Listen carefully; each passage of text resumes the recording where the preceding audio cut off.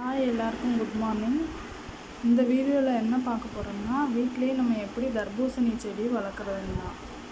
இந்த தர்பூசணி செடியை பாருங்கள், இது நாங்கள் விதை போட்டு முளைச்ச செடி கிடையாது. தானாக நாங்கள் சாப்பிட்டு போட்ட விதையிலேருந்து அதுவாக முளைச்சி வளர்ந்து இப்போ எங்களுக்கு காய் கொடுத்துட்ருக்கு. இந்த செடியில் நிறைய காய், பிஞ்சு, பூவு எல்லாமே நிறைய இருக்குது. பழங்களும் இருக்குது. இது பாருங்களேன், 2 பழம் நல்ல பெரிய பழமாக இருக்குது. அதை காட்டுறேன் பாருங்கள் உங்களுக்கு. இந்த பழம் பார்த்தீங்கன்னா இன்னும் 2-3 நாளில் நல்லா பழுத்துரும், நல்லா சிகப்பாக பழுத்துரும். அதுக்கப்புறம் நம்ம வெட்டி சாப்பிட்லாம். இந்த பழத்தை பாருங்களேன், நல்ல பெருசாக இருக்குது பாருங்கள். ஒவ்வொரு பழமும் 5 கிலோவுக்கு மேலே தான் இருக்கும், குறைஞ்சி எதுவுமே இருக்காது. நல்ல வெயிட்டு, சரியான வெயிட்டு. நல்ல பழுத்த பழம் தான். இன்னும் ஒரு 2 or 3 days போச்சுன்னா இதை நம்ம பறித்து சாப்பிட்றலாம். உள்ளே நல்ல ரெட்டிஷ்ஷாக இருக்கும். இன்னொரு பழமுமே இருக்குது, அதுக்கு பக்கத்துலேயே இன்னொரு பழம் இருக்குது. அதுவும் அதே மாதிரி தான், நல்ல பெரிய பழம்.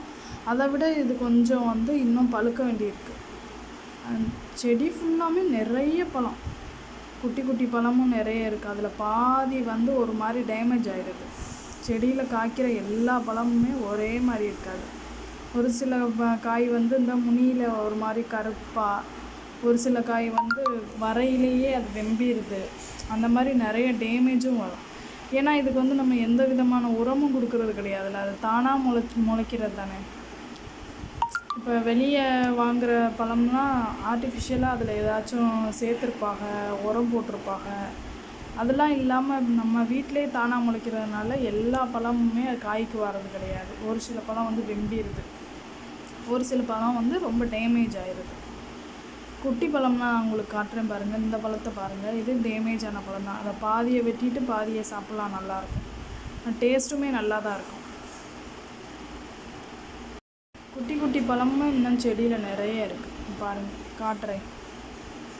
பிஞ்சுங்கள் எல்லாமே பிஞ்சு. இந்த பிஞ்சுலாம் பெருக்கிறதுக்கு இன்னும் ஒரு 10 daysக்கு மேலவே ஆகும். இந்த குட்டி குட்டி பிஞ்சுலாம், இந்த பிஞ்சு. அப்புறம் பார்த்துட்டிங்கன்னா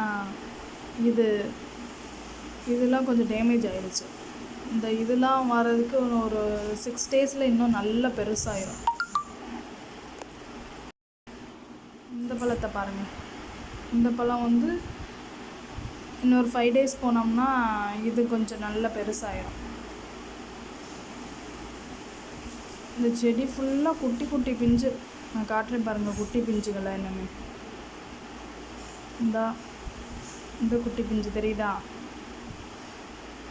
இப்படி இருந்து தான் இது நல்ல பெருசாகுது. இங்கே ஒன்று இருக்குது.